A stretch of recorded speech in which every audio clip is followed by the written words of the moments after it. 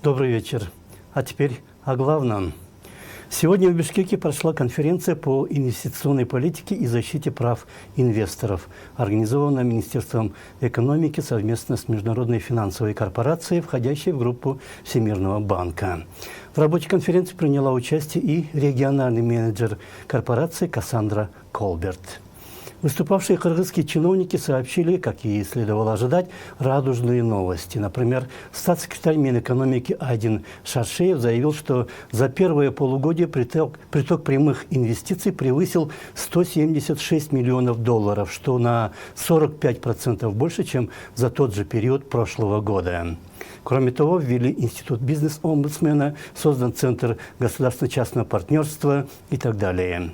Если слушать наших чиновников, жить становится лучше и веселее. Так что каждый следующий день, месяц или год всегда лучше предыдущего. Так что мы стремительно движемся семимильными шагами вперед к светлому будущему.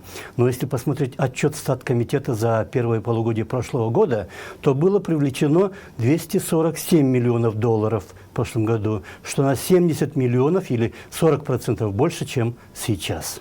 Однако при использовании цифр из отчетов Статкомитета тоже есть масса возможностей для манипуляций. Например, они сообщают, что в прошлом году за январь-июнь было привлечено прямых инвестиций на 247 миллионов долларов. Однако за тот же период, за 6 месяцев, отток средств из Кыргызстана составил 236 миллионов, то есть в стране осталось всего 11 миллионов долларов.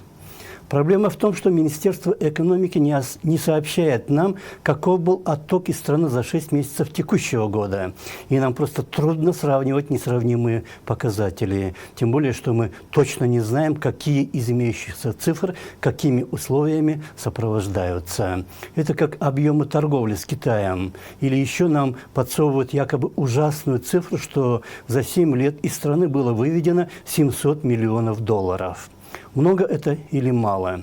Только за первые 6 месяцев прошлого года из страны было выведено 236 миллионов долларов. За 7 лет это составит, грубо говоря, 3 миллиарда 300 миллионов долларов, что почти в 5 раз больше, чем 700 миллионов. Простые трудовые мигранты перечисляют в страну 2 миллиарда долларов в год. За 7 лет получается 14 миллиардов, что в 20 раз больше, чем ужаснувшие и взбудоражившие всех 700 миллионов. Так что манипулирует не только Статком. Представитель Международной финансовой корпорации Колберт сообщила сегодня, что за 3 последние года произошел спад в притоке прямых иностранных инвестиций. Если в 2015 был привлечен 1 миллиард 600 миллионов, то в 2018 году всего 850 миллионов долларов. То есть объем инвестиций сократился почти в 2 раза. Кыргызские же чиновники только констатируют факты и говорят, что это общемировая тенденция.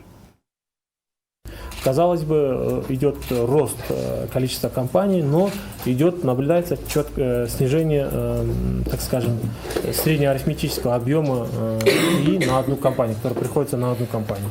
Если в 2014 году этот объем составлял 5 миллионов 100 тысяч долларов, то по итогам 2018 года это 2 миллиона 500 тысяч долларов.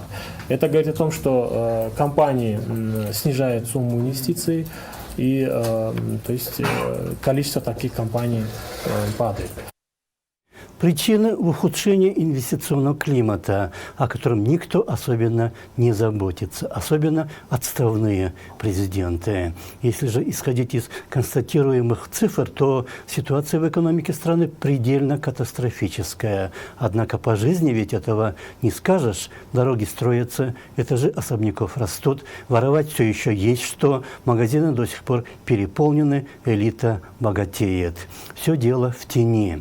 Замминистра экономики Автандил Алыбаев сообщил вчера, что уровень теневой экономики может достигать 30–40%. Министр экономики Олег Панкратов говорил в феврале о 23–24%, но реально она, наверное, достигает 60–80%. За счет этого и живет простой народ и вся страна. Если власти реально хотят оздоровить экономику страны, надо начинать с вывода ее из тени.